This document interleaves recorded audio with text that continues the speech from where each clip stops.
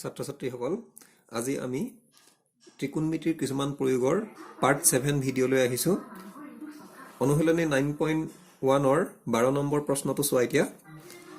এটা 7 মিটাৰ ওখ অট্টালিকাৰ শীৰ্ষৰ পৰা এটা কেবল স্তম্ভৰ শীৰ্ষৰ উঠন কোণ 60 ডিগ্ৰী। ইয়াত দুটা বস্তু আছে, এটা অট্টালিকা আছে আৰু এটা কেবল স্তম্ভ আছে, আৰু ইয়াৰ পাদৰ পতন কোণ 45 ডিগ্ৰী। স্তম্ভটোৰ উচ্চতা নিৰ্ণয় কৰা। তাৰমানে স্তম্ভৰ উচ্চতাটো উলিয়াব গৈছে, অট্টালিকাটোৰ উচ্চতাটো 7 মিটাৰ বুলি দিয়া আছে। ছবি এটা আঁকি লওঁ আমি। ইয়াত এটা অকমান ওখকে আঁকিব লাগিব, এটা চাপৰকে আঁকিব লাগিব।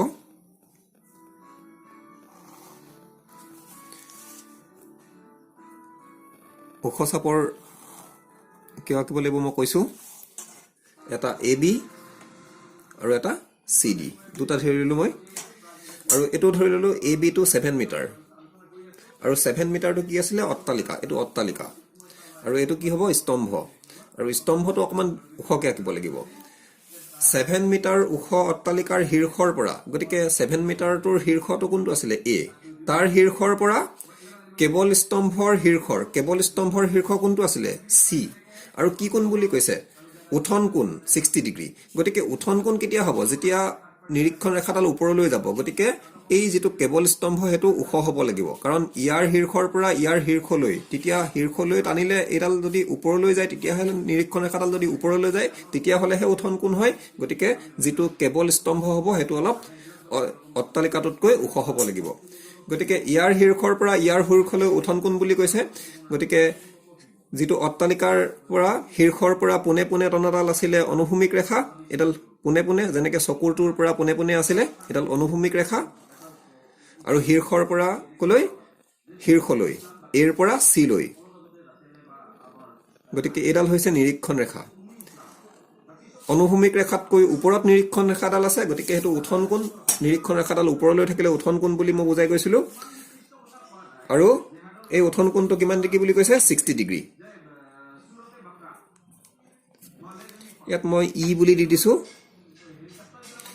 এতিয়া AB যদি 7 হয়, DE কিমান হ'ব? DE টো 7 মিটাৰেই হ'ব। আৰু কি বুলি কৈছে? 7 মিটাৰ ওখ অট্টালিকাৰ শীৰ্ষৰ পৰা কেবল স্তম্ভৰ শীৰ্ষৰ উঠন কোণ 60 ডিগ্ৰী। 7 মিটাৰ ওখ অট্টালিকাৰ শীৰ্ষৰ পৰা কেবল স্তম্ভৰ শীৰ্ষলৈ যিটো উঠন কোণ হ'ব সেইটো 60 ডিগ্ৰী। অনুভূমিক ৰেখা আৰু নিৰীক্ষণ ৰেখাডাল ওপৰলৈ আছে, উঠন কোণটো 60 ডিগ্ৰী। আৰু ইয়াৰ পাদৰ পতন কোণ, তাৰমানে অট্টালিকাৰ শীৰ্ষৰ পৰা স্তম্ভৰ পাদবিন্দুৰ পতন কোণ কেতিয়া হ'ব? যেতিয়া নিৰীক্ষণ ৰেখাডাল তলত থাকিব। পতন কোণ 45 ডিগ্ৰী। গতিকে ইয়াৰ শীৰ্ষৰ পৰা ইয়াৰ পাদবিন্দুলৈ, গতিকে শীৰ্ষৰ পৰা পোনে পোনে যোৱাডাল অনুভূমিক ৰেখা আৰু শীৰ্ষৰ পৰা পাদবিন্দুলৈ যোৱাডাল নিৰীক্ষণ ৰেখা। এইবাৰ নিৰীক্ষণ ৰেখাডাল ক'ত আছে? অনুভূমিক ৰেখাতকৈ তলত আছে। গতিকে এইটো কি কোণ হ'ব? উঠন কোণ নহয়, পতন কোণ হ'ব। পতন কোণৰ প্ৰথমটো প্ৰশ্ন কৰিছো। তেতিয়াহ'লে অট্টালিকাৰ শীৰ্ষৰ পৰা যিটো স্তম্ভ আছে তাৰ পাদবিন্দুৰ পতন কোণ। গতিকে অট্টালিকাৰ শীৰ্ষৰ পৰা স্তম্ভৰ পাদবিন্দু পতন কোণ, এডাল অনুভূমিক ৰেখা আৰু এডাল নিৰীক্ষণ ৰেখা। নিৰীক্ষণ ৰেখাডাল যিহেতু তলত আছে, গতিকে পতন কোণটো কিমান ডিগ্ৰী? 45 ডিগ্ৰী। স্তম্ভটোৰ উচ্চতা ওলোৱা। স্তম্ভ কোনটো আছিলে? CD। অট্টালিকাটো কোনটো আছিলে? AB। অট্টালিকাটো 7 মিটাৰ ওখ, গতিকে আমি CD উলিয়াব লাগে। এতিয়া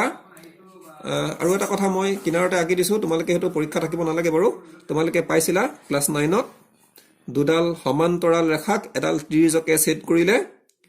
এই যিকেইটা অন্তকোণ আছে, 1 2 3 4টা অন্তকোণ আছে, এই ত্ৰিজকডালৰ অপজিট চাইডে থকা কেইটা কি হয়? সেইকেইটাক কয় একান্তৰ কোণ। আৰু যেতিয়া এই ৰেখা দুডাল সমান্তৰাল হ'ব তেতিয়া এই একান্তৰ কোণ দুটা সমান হয়, আৰু এইটোৰ লগত তাৰ অপজিটে এইটো সেইকেইটা একান্তৰ কোণ হয়।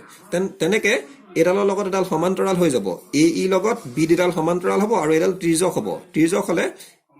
এই কোণটোৰ লগত এই কোণটো সমান হ'ব, একান্তৰ কোণ হৈ যাব। যেনেকে এই কোণটোৰ লগত এইটো কোণ, বা এইটো কোণৰ লগত এইটো কোণ, তেনেকে এইটো কোণৰ লগত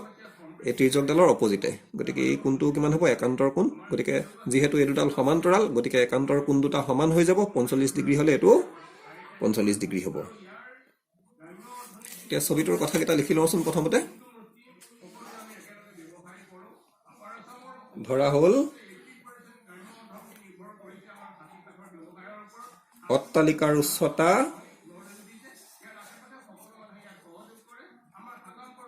অট্টালিকাটোৰ উচ্চতা অট্টালিকা কোনটো আছিলে এ বি কিমান আছিলে 7 মিটাৰ আৰু স্তম্ভটোৰ উচ্চতা বা কেৱল স্তম্ভটোৰ উচ্চতা স্তম্ভটোৰ উচ্চতা কোনটো আছিলে CD এতিয়া মই এই কোনটো কথা লিখিছো কোন CAE কিমান ডিগ্ৰী আছিলে 60 ডিগ্ৰী আছিলে তাৰ পিছত কোন ADB ইকুৱেল টু কোন EAD দুইটা সমান সমান এটো 45 ডিগ্ৰী এটো 45 ডিগ্ৰী দুইটা সমান দুইটা কিমান ডিগ্ৰী দুইটাই 45 ডিগ্ৰী আৰু দুইটাই কেলে 45 ডিগ্ৰী কাৰণ দুইটা সমান্তৰাল ৰেখাক ত্ৰিজকে ছেদ কৰিলে এটো লগত এটো একান্তৰ কোণ হয় একান্তৰ কোণ কাৰণে দুইটা সমান হৈছে একান্তৰ কোণ এতিয়া মই কেনেকৈ উলুৱাম মই কথা কেইটা কৈ দিছো প্ৰথমতে এই হৰু ত্ৰিভুজটো লম এই যেটো তলত আছে তলত থকা ত্ৰিভুজটো লম ABD যত B কোণটো সমকোণ আৰু সূক্ষ্ম কোণৰ অপজিটডাল পাৰপেন্ডিকুলাৰ এডাল বেস গতিকে বেসডাল উলুৱাই লম পাৰপেন্ডিকুলাৰ আৰু বেস 10 ব্যৱহাৰ কৰি বেস উলুৱাই লম BD পাই যাম আৰু BD লগত AE সমান তোমালোকে দেখিছা ছবিটোত তাৰমানে BD পাই যোৱা মানে মই AE পাই যোৱা হ'ব তাৰ পিছত মই এই ওপৰৰ ত্ৰিভুজটো লৈ আহিম তাৰ AE পাই গলে মই CE উলিয়াই দিব পাৰিম এডাল এই সমকোণী ত্ৰিভুজটোৰ কাৰণে 60 ডিগ্ৰী ব্যৱহাৰ কৰি এডাল পাৰপেন্ডিকুলাৰ এডাল বেস গতিকে বেস পাই গলে মই পাৰপেন্ডিকুলাৰ CE উলিয়াই দিম তাৰ পিছত CE লগত এই ডখৰ প্লাস কৰি দিলে CD স্তম্ভটোৰ উচ্চতা ওলাই যাব গতিকে ইয়াত আৰু এটা কথা লিখি দিও AB ইকুৱেল টু কি হ'ব DE দুইটাই কিমান হ'ব 7 মিটাৰ আৰু কি হ'ব AE ইকুৱেল টু BD তোমালোকে ছবিটোত দেখিছা এইটা এতিয়া প্ৰথমতে মই এই তলৰ ত্ৰিভুজটো লৈ আহিছো ABD সমকোণী ত্ৰিভুজৰ পৰা পাওঁ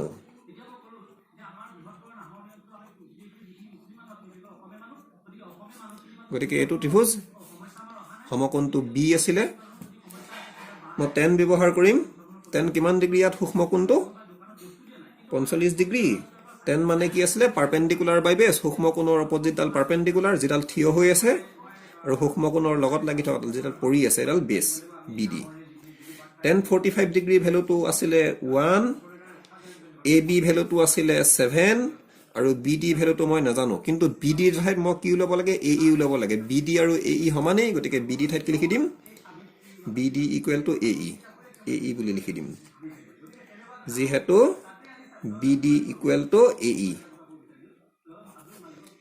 এতিয়া মই AE টো সমান চিনৰ অন্যটো সাইডলৈ লৈ আনিলে একৰ লগত পূৰণ হ'ব একৰ লগত যিকোনো বস্তু পূৰণ হলে হেইটোকে হৈ যায় AE ইকুৱেল টু 7 মিটাৰ গতিকে মই AE পাই যোৱা হৈ গল এতিয়া এই ওপৰৰ সমকোণী ত্ৰিভুজৰ যত E কোণটো সমকোণ তাৰ সূক্ষ্ম কোণৰ লগত লাগি থকা ডাল বেস আৰু সূক্ষ্ম কোণৰ অপজিটডাল পাৰপেন্ডিকুলাৰ এইডাল পাই যোৱা হৈ গল AE পাই গলো CE উলিয়াব পাৰিম আকৌ AEC সমকোণী ত্ৰিভুজৰ পৰা পাওঁ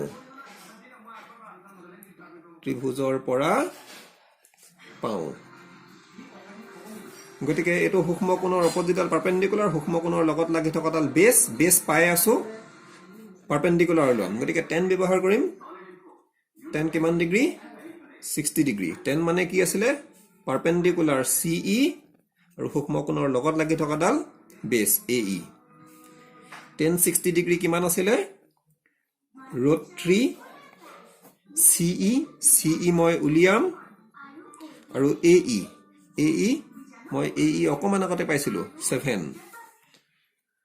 গতিকে এই 7 টো অন্যটো সাইডলৈ লৈ আনিলে CE উলাই গল CE ইকুৱেল টু 7 পূৰণ √3 বা 7 √3 ইকুৱেল টু CE মই CE পাই গলো এতিয়া মই কি উলিয়াব লাগিছিলে মোক কি বুলি কৈছিলে স্তম্ভটোৰ উচ্চতা নিৰ্ণয় কৰা কোনটো আছিলে CD স্তম্ভ আছিলে আৰু AB অট্টালিকা আছিলে মই CD উলিয়াব লাগে এতেকে স্তম্ভটোৰ উচ্চতা CD স্তম্ভ কোনটো আছিলে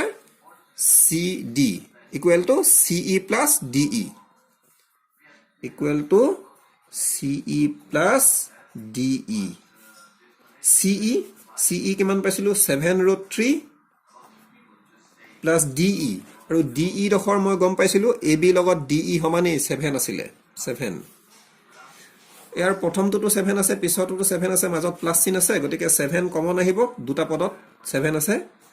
প্ৰথমতে থাকিলে √3 প্লাস 7 কমন আনিলে 7 ৰ লগত 1 এটা আছিলে 1 থাকি গল গতিকে কি ওলালে স্তম্ভটোৰ উচ্চতা যেহেতু মিটাৰ এককত আছিলে গতিকে ইয়াতো মই মিটাৰ বুলি লিখি দিব লাগিব হেকত 13 নম্বৰ প্ৰশ্নটো চোৱা এটা 75 মিটাৰ ওখ লাইট হাউচৰ শীৰ্ষৰ পৰা পৰ্যবেক্ষণ কৰাত সাগৰৰ সমতাত দুখন জাহাজৰ পতন কোণ যথাক্ৰমে 30 ডিগ্ৰী আৰু 45 ডিগ্ৰী যদি লাইট হাউচটোৰ একেফালে এখন জাহাজ আনখনৰ ঠিক পিছফালে থাকে তেন্তে জাহাজ দুখনৰ মাজৰ দূৰত্ব নিৰ্ণয় কৰা গতিকে মই প্ৰথমতে মই ছবিটো আঁকি দিছো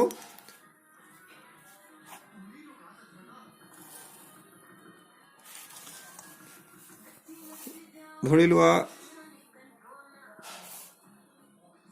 এটো এটা লাইট হাউস AB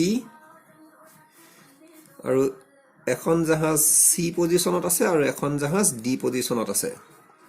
এতিয়া ইয়াতে ধৰি লোৱা মানুহ এজন বহি আছে এইখন জাহাজলৈ চাইছে আৰু ইখন জাহাজলৈ চাইছে জাহাজ দুখন ক'ত আছে সাগৰত আছে পানীত আছে এখনত C পজিশনত আছে এখনত D পজিশনত আছে আৰু কি কোণ হ'ব এই লাইট হাউসটো কিমান বুলি কৈছিলে 75 মিটাৰ ওখ গতিকে এটো লাইট হাউসটো হ'ব 75 মিটাৰ শীৰ্ষৰ পৰা পৰ্যবেক্ষণ কৰাত শীৰ্ষৰ পৰা চাইছে সাগৰৰ সমতাত থকা দুখন জাহাজৰ পতন কোণ বুলি কৈছে গতিকে ইয়াত বহি থকা মানুহ এজন যদি বহি থাকে তেওঁৰ চকুৰ পৰা পুনে পুনে বা এইটো লাইট হাউসৰ শীৰ্ষৰ পৰা পুনে পুনে যেডাল যাব হেডাল হ'ব অনুভূমিক ৰেখা এডাল হ'ব অনুভূমিক ৰেখা এটা ই দি দিছো ধৰি লোৱা ই আৰু এখন জাহাজলৈ তললৈ নিৰীক্ষণ ৰেখাডাল গৈছে C লৈ গৈছে আৰু এবাৰ D লৈ গৈছে এডাল নিৰীক্ষণ ৰেখা দুডাল নিৰীক্ষণ ৰেখা এতিয়া কি বুলি কৈছে লাইট হাউসটোৰ শীৰ্ষৰ পৰা এটো লাইট হাউস 75 মিটাৰ ওখ শীৰ্ষৰ পৰা এখন জাহাজলৈ পতন কোণটো কিমান ডিগ্ৰী হৈছে পতন কোণ কেনেকৈ পতন কোণ শীৰ্ষৰ পৰা পুনে পুনে অনুভূমিক আৰু শীৰ্ষৰ পৰা জাহাজখনলৈ এটো পতন কোণ কাৰণ নিৰীক্ষণ ৰেখাডাল তললৈ গৈছে পতন কোণটো কিমান ডিগ্ৰী 30 ডিগ্ৰী আকৌ আৰু 45 ডিগ্ৰী আকৌ ইয়াৰ শীৰ্ষৰ পৰা অন্যখন জাহাজলৈ গতিকে শীৰ্ষৰ পৰা পুনে পুনে ডাল অনুভূমিক ৰেখা আৰু শীৰ্ষৰ পৰা জাহাজখনলৈ এডাল নিৰীক্ষণ ৰেখা এখন জাহাজ সিট আছে এখন জাহাজ ডিত আছে গতিকে এইটো এটা কোণ পতন কোণ তললৈ নিৰীক্ষণ ৰেখাডাল আছে গতিকে হেতু কিমান ডিগ্ৰী 45 ডিগ্ৰী কি উলাব কৈছে জাহাজ দুখনৰ মাজৰ দূৰত্ব জাহাজ এখন সিট আছিল এখন ডিত আছিল গতিকে কি উলাব লাগে CD আৰু আগৰ প্ৰশ্নটোৰ নিচিনাকৈ মই যদি চাবলৈ যাওঁ এডালৰ লগত এডাল সমান্তৰাল আৰু এডাল যদি তিৰ্যক হয় এইটো লগত এইটো একান্তৰ কোণ হ'ব গতিকে দুইটা 30 ডিগ্ৰী হ'ব আৰু এডালৰ লগত এডাল যদি সমান্তৰাল হয় আৰু এডাল যদি তিৰ্যক হয় মাজৰডাল নাই বুলি ভাবি লোৱা এটো যদি 45 হয় এটো 45 ডিগ্ৰী হ'ব সদায় মন কৰিবা কোন কেটা খেলিমেলি কৰিলে ভুল হ'ব 30 45 90 এটো সৰু কোণ এটো ডাঙৰ কোণ গতিকে কথা কেটা লিখি লও ধৰা হল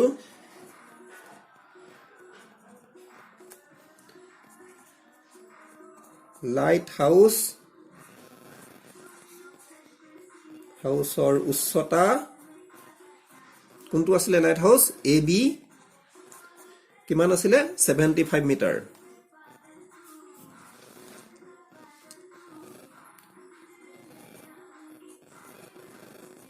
জাহাজ দুখনৰ অৱস্থান এখন সি পজিশনত আছিলে আৰু এখন ডি পজিশনত আছিলে আৰু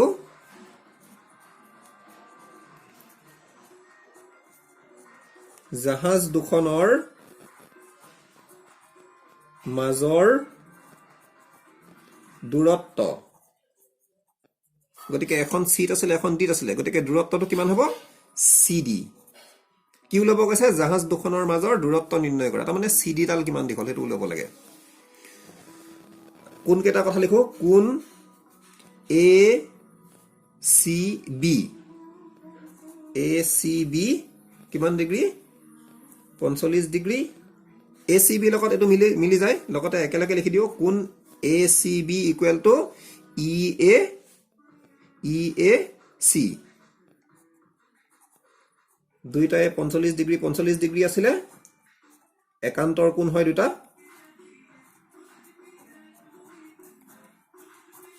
আকৌ কোণ এ সি বি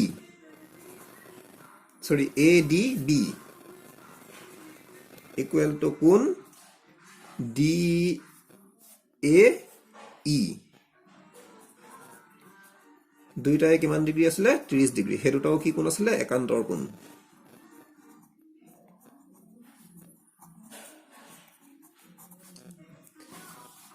এতিয়া মোক জাহাজ দুখনৰ মাজৰ দূৰত্ব তাৰমানে সিডি উলিয়াব কৈছে গতিকে মই প্ৰথমতে এটো ত্ৰিভুজলৈ যাম এটো ত্ৰিভুজৰ পাৰপেন্ডিকুলাৰ দিয়া আছে বেছ উলিয়াম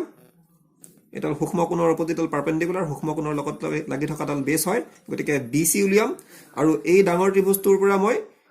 বিডি উলিয়াম আৰু এই বিডিৰ পৰা বিসি টো অতৰাই দিলে সিডি উলাই যাব গতিকে প্ৰথমতে এটো ত্ৰিভুজলৈ আহিছো এতিয়া এ বি সি সমকোণী ত্ৰিভুজৰ পৰা পাও ত্ৰিভুজৰ পৰা পাও tan ব্যৱহাৰ কৰিম tan কিমান ডিগ্ৰী আছিল ABC ত 45 ডিগ্ৰী পাৰপেন্ডিকুলাৰ কোণডাল আছিল AB আৰু বেছ কোণডাল আছিল BC সূক্ষ্ম কোণৰ tan 45 ডিগ্ৰী কিমান আছিল 1 আৰু AB 75 BC উলিয়াম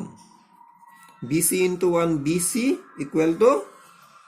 75 গতিকে BC উলাই গল আকৌ ABD লৈ গৈছো ABD সমকোণী ত্ৰিভুজৰ পৰা পাও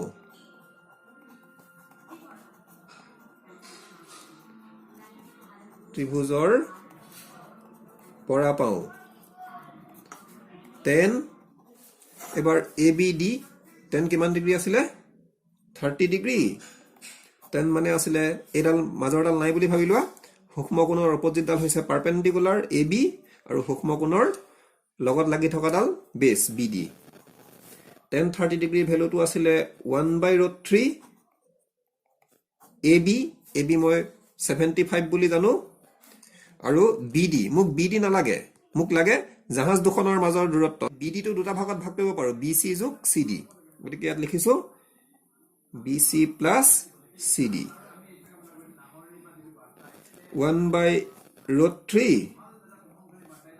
75 BC এতিয়া অকমান আগতে পাইছিলো BC টো উলাই লৈছো এটো ত্ৰিভুজত BC কিমান পাইছিলো 75 BC ঠাইত লিখিলো 75 plus CD এতিয়া এইখিনিক 1 লগত পূৰণ হলে 75 plus CD আৰু √3 টো 75 লগত পূৰণ হলে 75 পূৰণ √3 CD টো ৰাখি দিছো CD উলিয়াব লাগে 75 টো অন্যটো ফাললৈ লৈ গলে প্লাস হৈ আছিল প্লাস আছিল মাইনাস হৈ যাব 75 √3 প্লাসত আছিল -75 CD equal to 75 টো যদি কমন লৈ লো প্ৰথম টুত থাকিলে √3 75 লৈ ললে 1 গতিকে CD উলাই গল CD মানে কি আছিল জাহাজ দুখনৰ মাজৰ দূৰত্ব এখন সিট আছিল এখন ডিট আছিল কি উলাব কৈছিল জাহাজ দুখনৰ মাজৰ দূৰত্ব নিৰ্ণয় কৰা উলাই গল আমাৰ আনসাৰটো এতেকে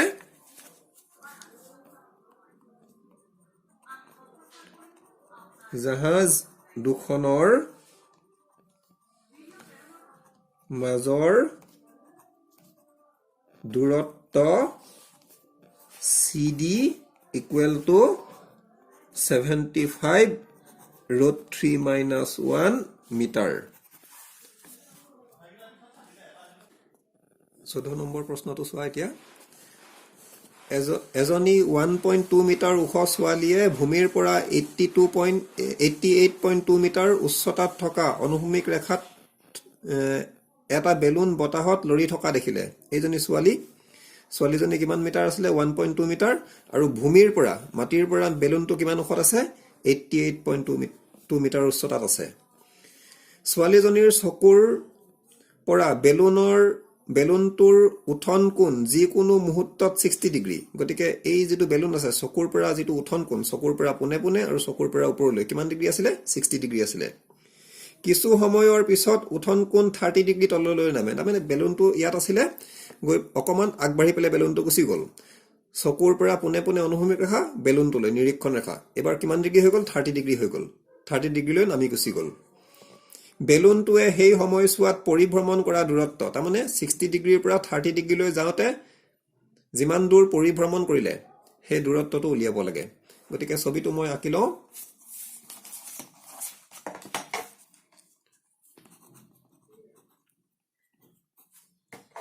মই বুজি পাবৰ কাৰণে অকমান সহজকৈ আঁকিছো ইয়াত এজনী ছোৱালী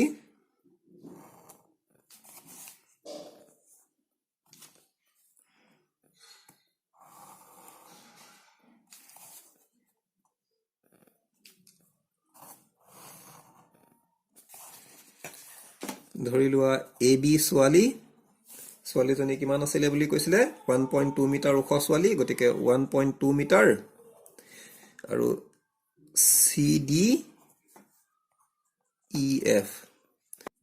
গতিকে প্ৰথমতে বেলুনটো সিট আছিলে তাৰ পিছত অলপ পিছত ই পজিশন পালেগৈ গতিকে কিমান পৰিভ্ৰমণ কৰিলে হেতু ওলাব কৈছে বেলুনটোৱে সেই সময়ছোৱাত পৰিভ্ৰমণ কৰা দূৰত্ব তাৰমানে CE উলিয়াব লাগে বা DF উলিয়াব লাগে গতিকে মই প্ৰথমতে ছোৱালীজনীৰ চকুৰ পৰা বেলুনটোলৈ উঠন কোণটো কিমান ডিগ্ৰী বুলি কৈছিলে প্ৰথমতে 60 ডিগ্ৰী আছিল গতিকে মই উঠন কোণটো আঁকিছো চকুৰ পৰা পুনে পুনে যোৱাডাল হৈছে অনুভূমিক ৰেখা আৰু চকুৰ পৰা বেলুনটোলৈ যোৱাডাল কি আছিল নিৰীক্ষণ ৰেখা বেলুনটো ক'ত আছিল সিট আছিল নিৰীক্ষণ ৰেখাডাল ওপৰলৈ আছে উঠন কোণ আৰু সেই উঠন কোণটো কিমান ডিগ্ৰী আছিল উঠন কোণ 60 ডিগ্ৰী এটো আছিল 60 ডিগ্ৰী তাৰ পিছত চকুৰ পৰা বেলুনটো ইট আছে এবাৰ উৰি গৈ চকুৰ পৰা পুনে পুনে অনুভূমিক আৰু চকুৰ পৰা ই লৈ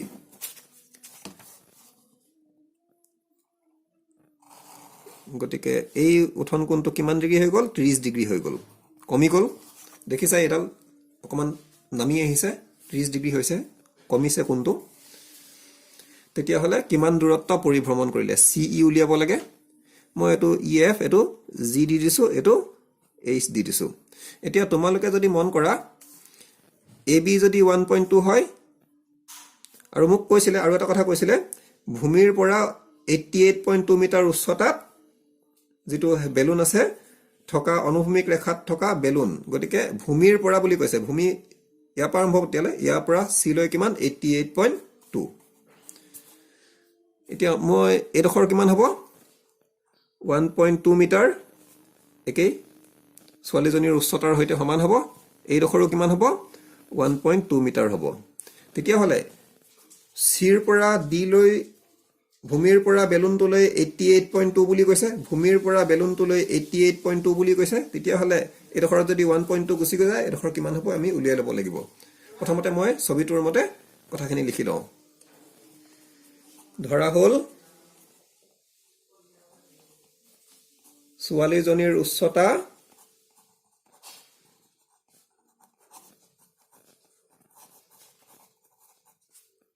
AB কিমান আছিলে 1.2 মিটাৰ তাৰ পিছত আহিলে ভূমিৰ পৰা বেলুনৰ উচ্চতা ভূমিৰ পৰা তাৰমানে CD বা EF দুইটাই কিমান আছিলে ভূমিৰ পৰা কিমান বুলি কৈছিলে 88.2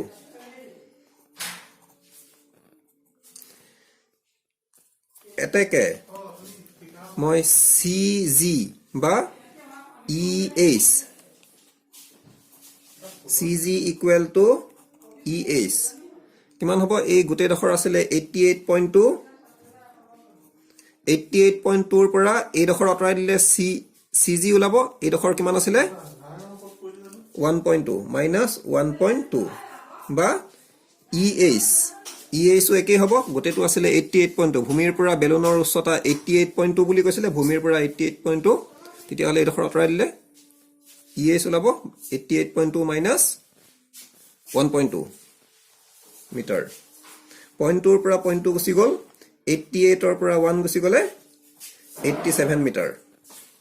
এতিয়া মোক কৈছে বেলুনটোৱে পৰিভ্ৰমণ কৰা দূৰত্ব প্ৰথমতে C পজিশনত আছিলে তাৰ পিছত E পজিশনলৈ পালে তাৰ মানে মই CE উলিয়াব লাগে CE বা GH উলিয়াব লাগে গতিকে প্ৰথমতে মই এইটো ত্ৰিভুজলৈ আহিছো এতিয়া মই কেনেকৈ কৰিম কথাটো কৈ লৈছো এবাৰ প্ৰথমতে AGC সমকোণী ত্ৰিভুজৰ পৰা মই AG উলিয়াম আৰু এই ডখৰ মই 87 পাই গৈছো পাৰপেন্ডিকুলাৰ পাই গৈছো বেস উলিয়াম তাৰ পিছত এই সমকোণী ত্ৰিভুজ AHE তাৰ পৰা মই এই ডখৰ পাই আহিছো 87 আৰু বেসডাল উলিয়াম এই গোটেই বেসডালৰ পৰা আগৰ ডখৰ অতৰাই দিলে GH কিমান দূৰত্ব গল ওলাই যাব গতিকে প্ৰথমতে AGC সমকোণী ত্ৰিভুজৰ পৰা পাও সমকোণী ত্ৰিভুজৰ পৰা পাও কি হ'ব tan কিমান ডিগ্ৰী আছিলে 60 ডিগ্ৰী আছিলে ধৰিব পাৰিছানে এটো 60 ডিগ্ৰী হ'ব এটোতহে সৰু হ'ব tan মানে কি আছিলে পাৰপেন্ডিকুলাৰ বাই বেস সূক্ষ্ম কোণৰ অপজিটডাল পাৰপেন্ডিকুলাৰ CG আৰু বেস কোণডাল হ'ব AG tan 60 ডিগ্ৰী কিমান আছিলে √3 CG মই কিমান পাইছিলো 87 আৰু AG উলিয়াও AG অন্যটো সাইডলৈ লৈ গলো AG আৰু √3 টো অন্যটো সাইডলৈ লৈ গলে পূৰণ আসলে হৰণ হৈ যাব 87 by √3 আৰু মই কৈছিলো তলত √3 দেখিলে আৰু এটা √3 এ পূৰণ কৰি দিবা আৰু এটা √3 দি পেলে পূৰণ কৰি দিব লাগে 87 √3 আৰু এটা √3 দি পেলে পূৰণ কৰিলো তেতিয়া হলে ওপৰতো আৰু এটা √3 দি পেলে পূৰণ কৰিলো √3 * √3 3 আৰু ওপৰত 87 √3 3 ৰে এক যায় 3 দুগুণ 6 8 আছিল 2 থাকিব 7 27 3 9 গুণ 27 29 √3 মিটাৰ গতিকে AG পাই গলো মই এতিয়া AHE ত্ৰিভুজটোলৈ আহিছো আকৌ AHE সমকোণী ত্ৰিভুজৰ পৰা পাও সমকোণী ত্ৰিভুজৰ পৰা পাও tan এটো ত্ৰিভুজত কিমান আছিল 30 ডিগ্ৰী আছিল tan মানে আছিল পাৰপেন্ডিকুলাৰ EH আৰু বেস কোণডাল আছিল AH tan 30 ডিগ্ৰী কিমান আছিল 1/√3 EH কিমান পাইছিলো 87 পাইছিলো আৰু AH মোক AH নালাগে মোক বেলুনটোৱে পৰিভ্ৰমণ কৰা দূৰত্ব তাৰ মানে CE বা GH লাগে GH উলিয়াই দিলে হৈ গল মই গতিকে AH ৰ ঠাইত AG plus GH লিখিব পাৰো AG plus GH মোক GH লাগে 1/√3 equal to 87 AG অকমান আগতে মই এই ত্ৰিভুজটোত AG উলিয়াইছিলো AG কিমান পাইছিলো 29√3 পাইছিলো গতিকে AG ৰ ঠাইত লিখি দিছো 29√3 plus GH এতিয়া এইখিনিক অন্যটো সাইডলৈ লৈ গলে একৰ লগত পূৰণ হল 29√3 প্লাস GH হ'ব একৰ লগত পূৰণ হলে একেখিনিকে হ'ব এটো লগত √3 লগত 87 পূৰণ কৰিলে 87√3 GH equal to 87√3 আৰু 29√3 টো অন্যটো সাইডলৈ লৈ গলে প্লাস আছিলে -29√3 হ'ব GH মই আগতে কৈছিলো ইয়াতো √3 আছে ইয়াতো √3 আছে √3 টো কমন লব পাৰি কমন ললে কি থাকি যায় 87 মাইনাস ইফালে 87 থাকে ইফালে 29 থাকে কি কমন লৈছিলো √3 GH equal to 87 অৰ পৰা 29 মাইনাস এক ধাৰ কৰিলো 17 17 পৰা 9 গলে 8 আৰু ইয়াত থাকিলে 7 7 ৰ পৰা 2 গলে 5 গটিকে এটো মাইনাস কৰিলে হ'ব 58√3 কি ওলালে GH আৰু আমি যদি ছবিটো যদি চাবলৈ যাও CE বা GH বেলুনটোৱে পৰিভ্ৰমণ কৰা দূৰত্ব গটিকে GH এ দূৰত্ব হয় এটাকে বেলুনটোৱে পৰিভ্ৰমণ কৰা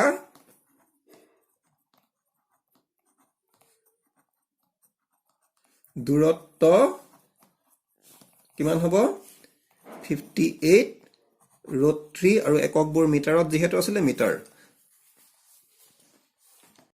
15 নম্বৰ প্ৰশ্নটো চোৱা এতিয়া এটা পোনপটীয়া ঘাইপথ এটা স্তম্ভৰ পাদবিন্দুলৈ আগবাঢ়ি গৈছে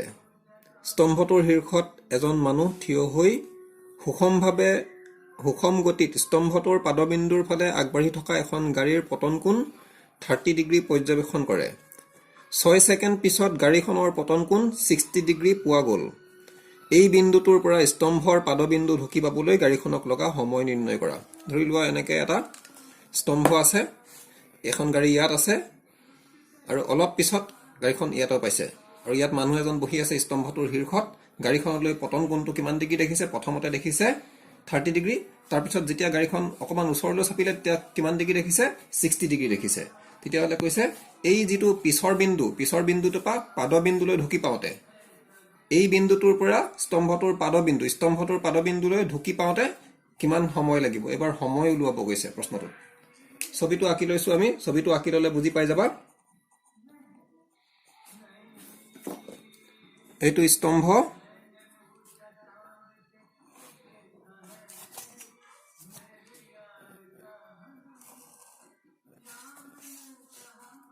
স্তম্ভ AB গাড়ীখন প্ৰথমতে আছিল C পজিশনত আৰু মানুহজন ইয়াত বহি আছে মানুহজনে গাড়ীখনলৈ চাইছে গতিকে মানুহজনৰ চকুৰ পৰা পুনে পুনে যেডাল যাব হেডাল হ'ব অনুভূমিক ৰেখা এডাল হ'ব অনুভূমিক ৰেখা আৰু চকুৰ পৰা গাড়ীখনলৈ হেডাল নিৰীক্ষণ ৰেখা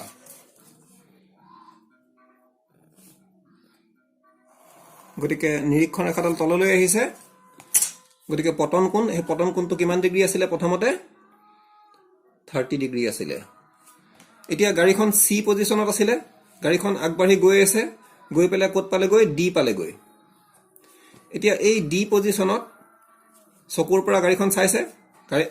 গাড়ী এখনেই আছে প্ৰথমতে সিট আছিল আগবাঢ়ি গৈ D পালেগৈ গতিকে D যেতিয়া পালে তেতিয়া পতন কোণটো কিমান ডিগ্ৰী পালে তেতিয়া পতন কোণটো আকৌ 60 ডিগ্ৰী হৈ গ'ল গতিকে চকুৰ পৰা পুনে পুনে আৰু গাড়ীখনলৈ কথাকিটা ভালকে পঢ়ি ললে তোমালোকে বুজি পাবা ছবিটোৰ লগত গতিকে এডাল হৈছে অনুভূমিক ৰেখা আৰু এডাল নিৰীক্ষণ ৰেখাডাল তললৈ আহিছে গতিকে পতন কোণ এই পতন কোণটো কিমান ডিগ্ৰী হৈ গ'ল 60 ডিগ্ৰী হৈ গ'ল তেতিয়া হলে কৈছে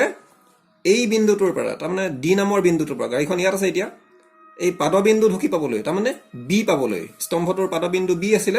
পাদবিন্দু ঢুকি পাবলৈ গাড়ীখনৰ লগা সময় উলোৱা গাড়ীখনে কিমান সময় লাগিব D ৰ পৰা B পাওতে আৰু মোক কি কৈছে প্ৰথমতে C আছিল তাৰ পিছত D পালেগৈ C ৰ পৰা D লৈ কিমান সময় লাগিছিল যাওতে 6 ছেকেণ্ড পিছত গাড়ীখন 60 ডিগ্ৰী হল প্ৰথমতে 30 ডিগ্ৰী আছিল তাৰ পিছত 60 ডিগ্ৰী হল গতিকে এটো যদি 30 হয় এটো 30 ডিগ্ৰী হ'ব একান্তৰ কোণ হৈ যাব দুডাল সমান্তৰাল ৰেখা এডাল ত্ৰিজক গতিকে এটো লগত এটো একান্তৰ কোণ তেনেকে এই দুডাল সমান্তৰাল এডাল যদি ত্ৰিজক হয় এটো লগত এটো 60 ডিগ্ৰী হ'ব চিৰ পৰা ডি লৈ পাওঁতে 6 ছেকেণ্ড লাগে, তাৰপিছত ডিৰ পৰা বি পাওঁতে, তাৰমানে স্তম্ভটোৰ পাদবিন্দু পাওঁতে কিমান সময় লাগিব সেই সময়টো উলিয়াব কৈছে। ধৰা হ'ল স্তম্ভটোৰ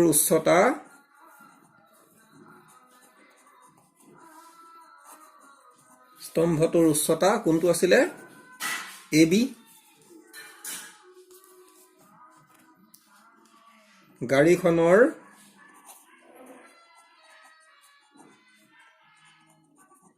প্ৰাৰম্ভিক অৱস্থান, আৰম্ভণিতে ক'ত আছিলে গাড়ীখন? চি, আৰু 6 ছেকেণ্ড পিছত, 6 ছেকেণ্ড পিছত গাড়ীখনৰ অৱস্থান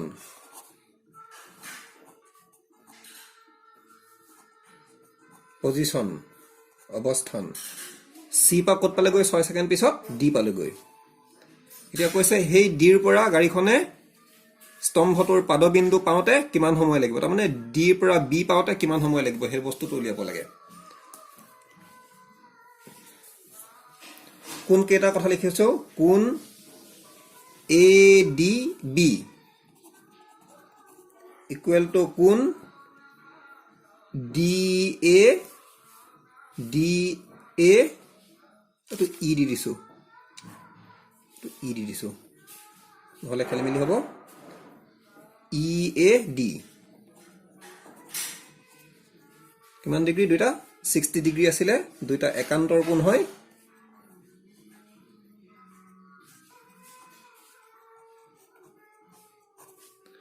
আকৌ কোণ এইটো 30 ডিগ্ৰী আছিলে, A C B equal to E A C,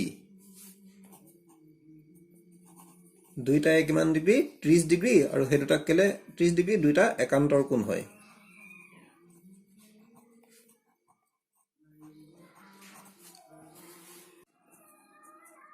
এতিয়া প্ৰথমতে মই এইটো ত্ৰিভুজ লৈছো, এ বি ডি সমকোণী ত্ৰিভুজৰ পৰা পাওঁ tan কিমান ডিগ্ৰী আছে ইয়াত? 60 ডিগ্ৰী। এ বি হৈছে পাৰপেণ্ডিকুলাৰ আৰু বি ডি হৈছে বেছ। tan 60 ডিগ্ৰী আছিলে √3 এ বি আৰু তলত বি ডি। এতিয়া ইয়াত যদি মই এ বি উলিয়াওঁ, বি ডিটো অন্যটো ছাইডত পক্ষান্তৰ কৰিলে √3 বি ডি। এইটো 1 নম্বৰ দি থৈছো, এ বি উলিয়ালো। আকৌ এতিয়া এ বি চি সমকোণী ত্ৰিভুজটোত হেতুলৈ আহিম। এ বি চি সমকোণী ত্ৰিভুজৰ পৰা পাওঁ tan, এইটো এ বি চি কিমান ডিগ্ৰী আছিলে? 30 ডিগ্ৰী। 30 ডিগ্ৰী অপজিটডাল পাৰপেণ্ডিকুলাৰ আৰু বি চি হৈছে বেছ। tan 30 ডিগ্ৰী আছিলে 1/√3 এ বি আৰু বি চি। গতিকে বি চি ইকুৱেল টু কি আছিলে? B D plus C D. এতিয়া এইখিনি অন্যটো ছাইডত লৈ আনিলে পূৰণ হৈ যাব B D plus C D, আৰু তলত কি থাকিব? √3 ইকুৱেল টু কিমান হ'ব? A B. এইটো মই 2 নম্বৰ দিছোঁ। এতিয়া ভালকে তোমালোকে যদি মন কৰা, 1 নম্বৰতো মই এ বি ওলালো, 2 নম্বৰতো মই এ বি ওলালো। ইমানখিনি মানেও এ বি, এইখিনি মানেও এ বি, তাৰমানে এইখিনি আৰু এই দুইখিনি সমান হ'ব। এইখিনি মানেও এ বি, এইখিনি মানেও এ বি। 1 আৰু 2ৰ পৰা পাওঁ √3BD equal to √3BD equal to BD plus CD by √3 তাৰ মানে কি এখিনি মানেও AB এখিনি মানেও AB তেতিয়ালে এখিনি আৰু এখিনি দুইখিনি সমান দুইখিনিয়ে AB এ হয় এতিয়া যদি আমি যদি চাওঁ এই √3 টো অন্যটো সাইডত পৰীক্ষান্তৰ কৰিলে হৰণ আছিল পূৰণ হ'ব √3 * √3 3BD equal to BD plus CD এই BD টো অন্যটো সাইডত লৈ আনিলে প্লাস আছিল মাইনাস হৈ যাব তিনটা BD পা এটা BD মাইনাস কৰিলে 2BD equal to CD BD equal to CD এই দুইটো পূৰণ হৈ আছিল কি হ'ব হৰণ তাৰ মানে আমি এটা কথা পালো ভালকে যদি মন কৰা তোমালকে BD equal to CD ক 2 ৰে হৰণ তাৰ মানে CD ৰ আধা 2 ৰে হৰণ কৰা মানে আধা কৰা গতিকে BD to CD ৰ আধা BD টো হৈছে এই গুটে CD ৰ আধা CD যদি 10 হয় এডখৰ কিমান হ'ব 5 হ'ব তেতিয়ালে 10 মিটাৰ যাব কাৰণে যদি 3 সেকেন্ড লাগে 5 মিটাৰ যাব 10 মিটাৰ যাব কাৰণে CD ৰ আধা BD হয় এডখৰ যাব কাৰণে যদি 6 সেকেন্ড লাগে এডখৰ যাব কাৰণে আধা যাব কাৰণে কিমান লাগিব ওলাই আছে কথাটো 3 সেকেন্ড লাগিব গতিকে লিখিছো CD দূৰত্ব অতিক্ৰম কৰিবলৈ লগা সময় ইকুৱেল টু কিমান সেকেন্ড আছিল 6 সেকেন্ড কৈছিলে সি পজিশনৰ পা ডি পজিশন পাওতে 6 সেকেন্ড লাগে বুলি কৈছিলে সিডি এতেকে মই কি উলব লাগে ডিৰ পৰা বি পাওতে ডিৰ পৰা বি পাওতে কিমান লাগে এতেকে BD মানে কি আছিল CD by 2 CD by 2 দূৰত্ব অতিক্ৰম কৰিবলৈ লগা সময় CD যদি 6 সেকেন্ড লাগে CD ৰ আধা যাব কাৰণে 6 সেকেন্ডৰ আধা লাগিব কিমান লাগিব 3 সেকেন্ড BD মানে কি CD ৰ আধা BD যাব কাৰণে কিমান লাগিব 3 সেকেন্ড তাৰ মানে কি এই BD তবা DB ডিৰ পৰা B পাওতে কিমান সেকেন্ড লাগিব 3 সেকেন্ড লাগিব গতিকে প্ৰশ্নটো তোমালকে এনেকৈ কৰিবা